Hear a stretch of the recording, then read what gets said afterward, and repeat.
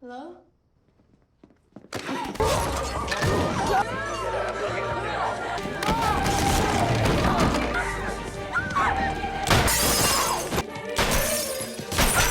The film opens with a poignant introduction to Case, a woman marked by tattoos that tell the story of her tumultuous life. Once a member of a cult, she now grapples with the grip of drug addiction while striving to reclaim her life from the shadows of her past. Her journey is fraught with challenges, particularly the haunting memories of her childhood trauma, when she was abducted by cult members.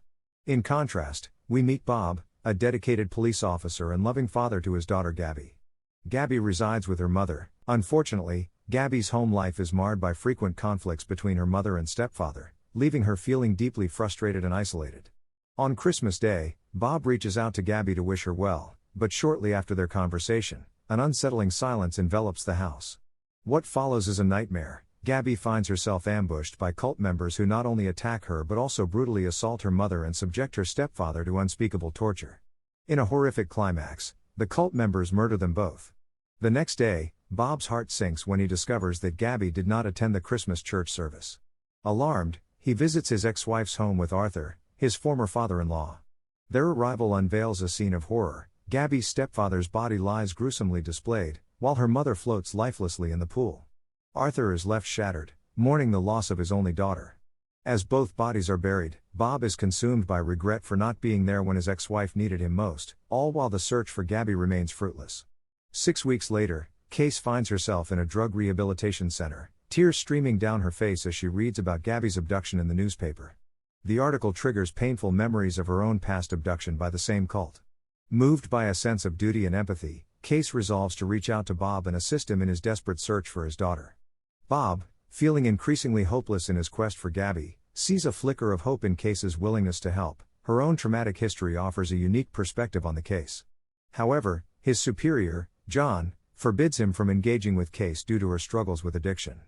Undeterred, Bob visits Case at the rehab center and shows her a photo of Gabby's stepfather's body adorned with a tarot card. Case identifies the card as a symbol of judgment, suggesting that Gabby's stepfather had crossed the cult in some way. As their conversation unfolds, Case becomes overwhelmed by her own trauma and abruptly flees the room in panic, leaving Bob to grapple with both his desperation and the chilling revelations that lie ahead. In her quest for inner calm, Case reflects on her pivotal choice to escape the clutches of the cult that once held her captive.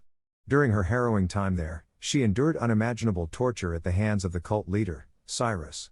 Miraculously, her suffering was halted by Ferryman, a cult member marked by a striped face and a prosthetic arm. Despite his position of authority, Cyrus dared not confront Ferryman, which ultimately paved the way for Case's liberation from the cult's grasp. Having found the strength to recover, Case seeks out Bob to share a chilling revelation. Gabby's abductor is affiliated with a shadowy group known as the Left-Handed Path, notorious for their demonic worship and the abduction of young girls for both initiation and sacrificial purposes. Shockingly, this sinister organization has eluded investigation by both the FBI and local law enforcement. Driven by a desire to assist Bob, and fueled by her unresolved anger towards Cyrus, Case proposes a daring plan. Bob should infiltrate the cult by disguising himself as a member.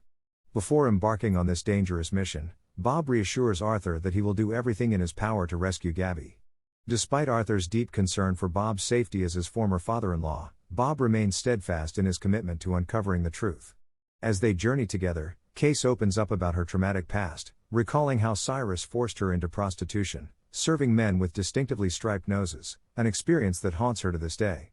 Their travels lead them to Ferryman's home, where Case seeks his assistance. Although still part of the sect, Ferryman has always treated Case with kindness. In a symbolic gesture of allegiance, he tattoos Bob's body as a prerequisite for joining Cyrus's cult. Once the tattoo is complete, Bob and Case press Ferryman for information about Cyrus's whereabouts. To their relief, he readily reveals that Cyrus is located just outside the city. Armed with this vital information, they press forward with their mission. Meanwhile, John drowns his sorrows in alcohol with his wife Maureen, initially lamenting Bob's reckless pursuit of his daughter without the backing of fellow officers. As the night deepens, their conversation takes a darker turn when John accuses Maureen of infidelity with Gabby's stepfather. Consumed by rage, John becomes violent toward her. Back on their journey, Bob inquires about Cyrus's troubled background.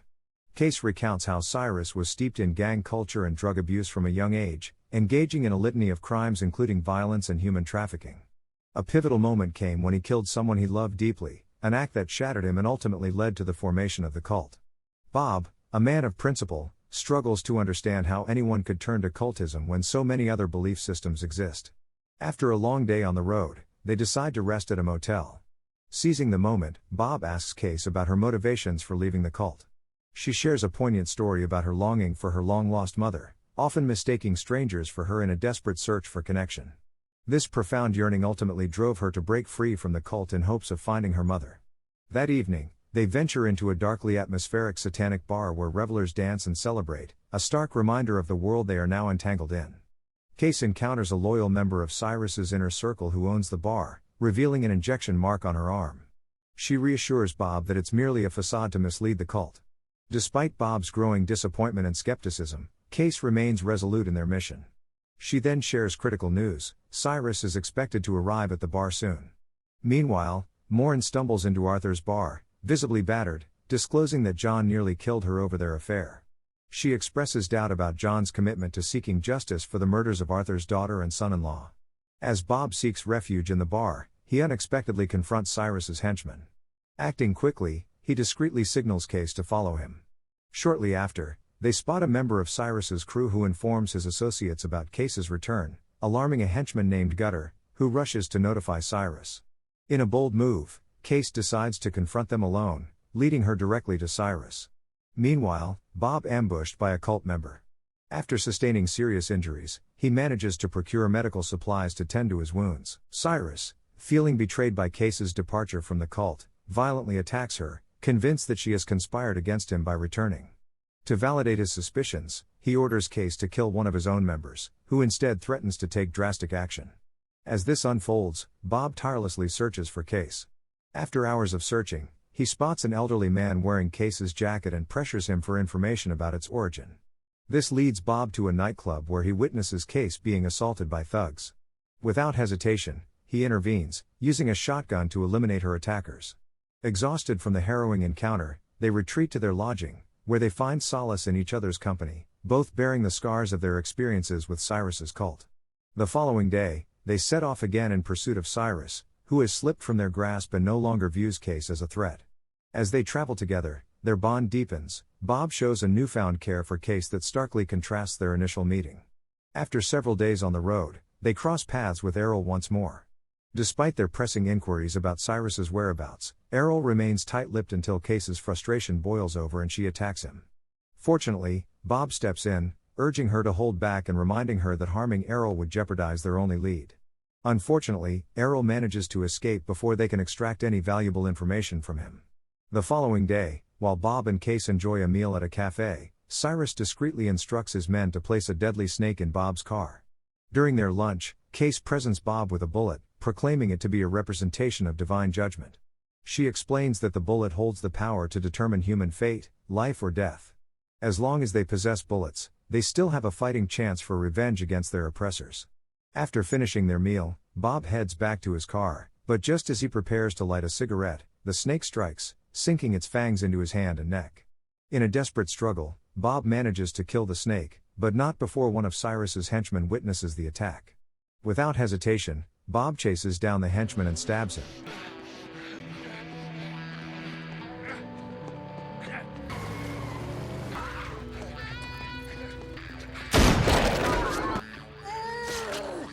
But the venom from the snake begins to course through his veins, causing excruciating pain. Recognizing the urgency of the situation, Case first eliminates the henchmen to cover their tracks before rushing Bob to Ferryman's place for treatment, knowing that only Ferryman can save him.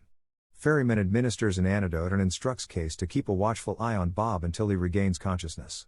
The next morning, Case awakens beside Bob and breathes a sigh of relief upon seeing him awake and free from pain. The antidote has worked wonders, saving Bob's life just when it hung by a thread. With Bob's condition steadily improving, they set out once more on their journey.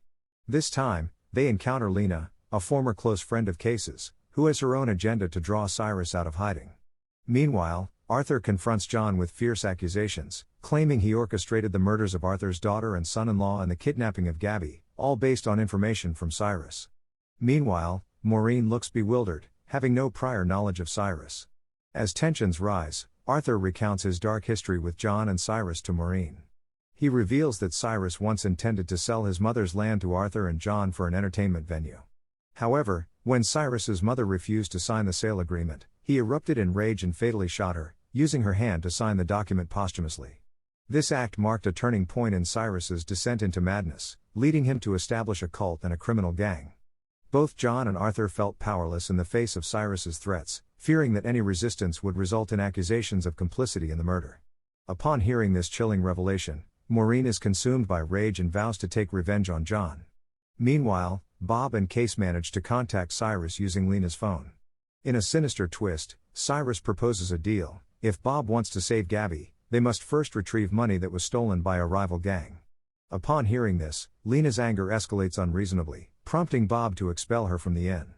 Later that night, Case secretly negotiates with one of Cyrus's henchmen, who is tasked with guarding the girls, without Bob's knowledge.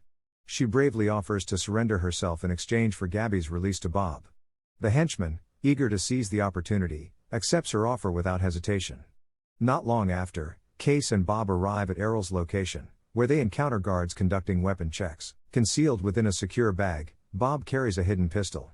When Errol finally appears, Bob swiftly neutralizes his guards, leaving Errol terrified and vulnerable. In a shocking turn of events, Bob shoves him into the pool and executes him without remorse.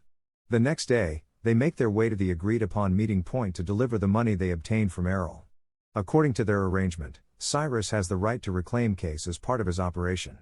As Bob moves to assist Case, Cyrus unexpectedly shoots Lena, demonstrating his ruthless nature in front of Bob. He then renegotiates his deal with Case, demanding that Bob hand over half of the money taken from Errol's house immediately, with the remaining half to be paid only after he reunites with Gabby. Cyrus accepts this revised offer and promptly discloses his location. Before leaving, he chillingly reveals that his cult has ties to Arthur and John, implicating them in Gabby's abduction.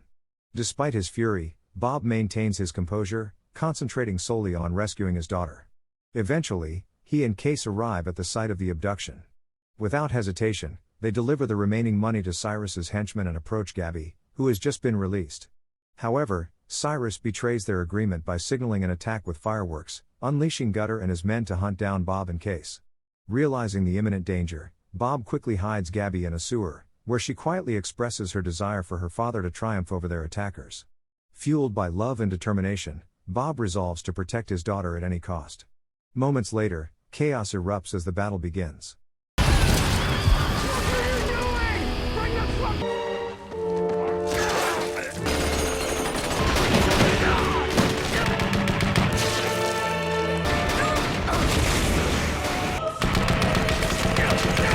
Unfortunately, Gutter manages to ensnare Case with plastic wrap, making it difficult for her to breathe while Bob endures brutal beatings from his assailants. As one of Cyrus's henchmen approaches Gabby, she bravely uses her father's pistol to shoot him. The gunshot draws Gutter's attention.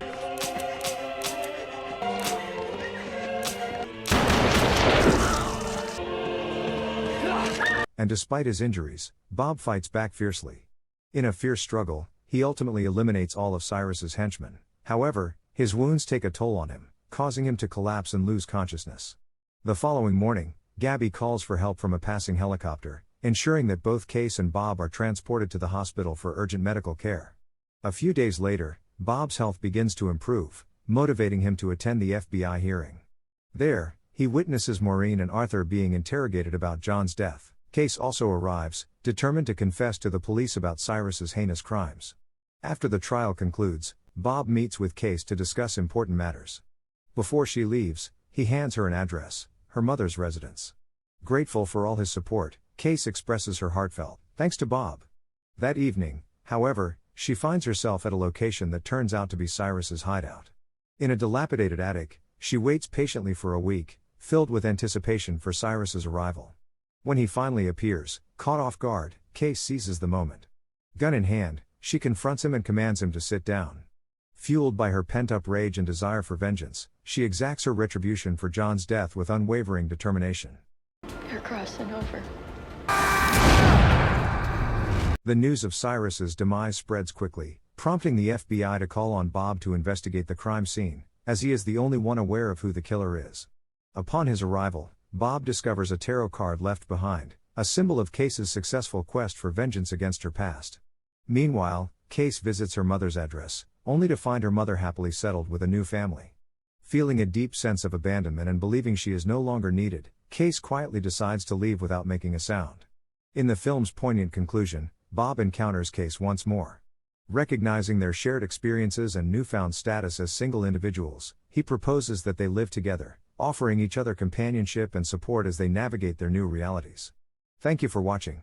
If you are new, don't forget to subscribe for more recaps. Until next time, have a nice day.